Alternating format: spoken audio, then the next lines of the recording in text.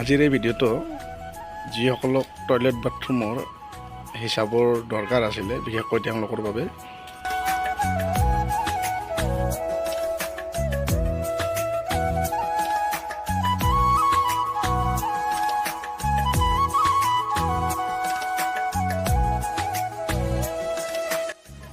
নমস্কাৰ জনাইছোঁ মোৰ অন্য এটা ভিডিঅ'লৈ। আজিৰ এই টয়লেট বাথৰুমৰ মই আপোনালোকক গোটেইখিনি হিচাপ দিয়াৰ কাৰণে চেষ্টা কৰিম। আপোনালোকে ভিডিঅ'টো শেষলৈকে চাব।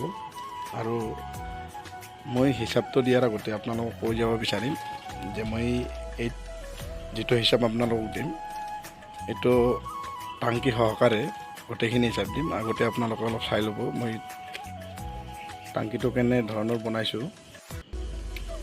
আৰু মই এইখিনি অলপ স্পীড কৰি দিছোঁ ভিডিঅ'টো, নহ'লে ভিডিঅ'টো বহুতে দীঘলীয়া হয়, আপোনালোকেও চাই আমনি পাব। আৰু মই প্ৰথমতে গোটেই ৰাউণ্ডটোৰ এনেকৈ চলিংটো পাৰি লৈছোঁ যোগ কৰি পেলাই। মাজত মই মেটেল দিছোঁ আৰু মেটেল দি মই চলিংটো কৰি তাৰপিছত অলপ বালি মছলা ছিটিয়াই দি থুৰমুচ মাৰি তাৰে ওপৰত মই 10 ইঞ্চিৰ জালি এখন বনাইছোঁ। আৰু জালিখন বনোৱাৰ পিছত মই ইয়াতে 2 ইঞ্চি মই এটা PVC ঢালাই দিছোঁ। PVC ঢালাই দিয়াৰ পিছত মই টাংকিটো গাঁঠা আৰম্ভ কৰিছোঁ। আপোনালোকে ভিডিঅ'টো শেষলৈকে চালে গোটেইখিনি দেখা হ'ব।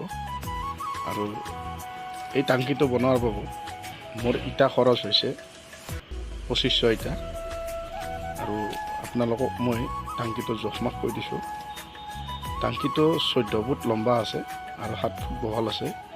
আৰু ওখটো হৈছে এই PVC ঢালাৰ পৰা ওপৰলৈকে ছাদখনলৈকে 8 ফুট হৈছে। গতিকে আপোনালোকে চাইজটো যদি 14 ফুট লম্বা বনায় আৰু বহল যদি 7 ফুট বনায়, ওখ যদি আপোনালোকে দহটো যদি আপোনালোকে 8 ফুট দিয়ে, তেতিয়াহ'লে আপোনালোকৰ 2500 ইটাত আপোনালোকৰ টাংকিটো কমপ্লিট হ'ব।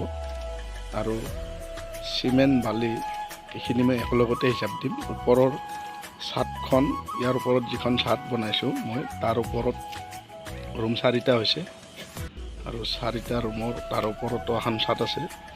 এইখিনি গোটেই আপোনালোকক মই হিচাপটো কৈ যাম, আপোনালোকে ভিডিঅ'টো ভালদৰে চাই যাব। আৰু টাংকিটো এনেদৰে মই গাঁঠি কমপ্লিট কৰি লৈছোঁ। আৰু এইবিলাক পিলাৰবিলাক আপোনালোকে দেখিছে, মই পিলাৰবিলাকত 12 mm ৰডৰে দিছোঁ। আৰু ইয়াৰ তলত যিখন মই জালি দিছোঁ, সেই জালিখন মই 10 mm ৰডৰে দিছোঁ। আৰু বাকী যিকেইখন মই ছাদ বনাইছোঁ, যেনে ইয়াৰ টাংকিটোৰ ওপৰৰ ছাদখন 10 mm দিছোঁ।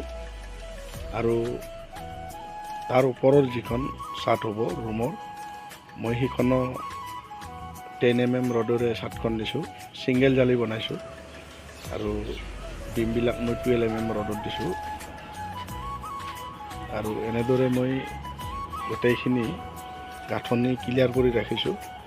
আৰু আপোনালোকে ইয়াৰ লগতে দেখিছে এইফালে মই এটা চাৰিপলি ঘৰৰ এটা কাম কৰি আছোঁ এই মালিকৰে।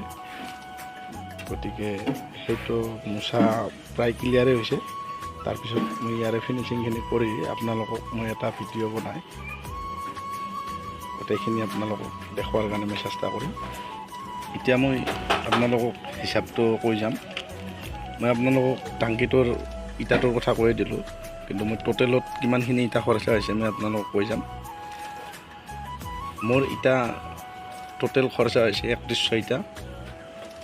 আৰু বালি 8 চিয়াম, শিল 4 চিয়াম 3/4, চিমেণ্ট 48 পেকেট এতিয়ালৈকে, ৰড 12 mm 8 পিচ, পিলৰ আৰু বিম সৈতে।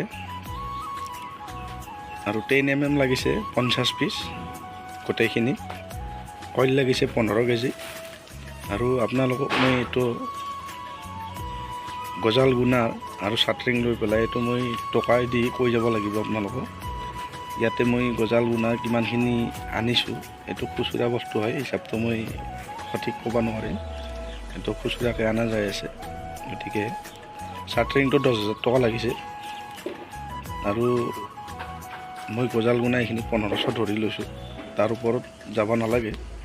গতিকে মই এইটো 11,500 টকা ৰাখিছোঁ। আৰু আপোনালোকে ইটা, বালি, শিল, চিমেণ্ট এইবোৰ আপোনালোকে যোগ কৰি ল'ব পাৰিব নিজে, যিসকলে বনাম বুলি ভাবি এনেদৰে। আৰু গোটেইখিনি আমি হোৱাৰ পিছত আপোনালোকক এই টকাৰ ফিগাৰবিলাক মই কৈ যাম গোটেইখিনি। আৰু আমি এটা বাজেট বনাই লৈছোঁ এই টয়লেট বাথৰুম আৰু ওপৰত এটা চেণ্টেক্স এটা বনাম 5x5 এখন চাট ঢালি, আৰু সেইখিনিও আপোনালোকক মই কৈ যাম। কিন্তু ইয়াতে মই চেণ্টেক্সৰ হিচাপটো ৰখা নাই আপোনালোকক। মই টাংকিটো আৰু ৰুম 4টা আৰু ওপৰৰ চাটখন ফিনিচিঙো মই ইয়াতে ধৰা নাই, চিমেণ্ট বালি।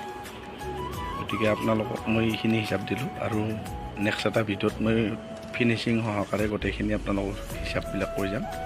আৰু আমি টোটেলত 3 লাখ টকাৰ এটা বাজেট কৰি লৈছোঁ।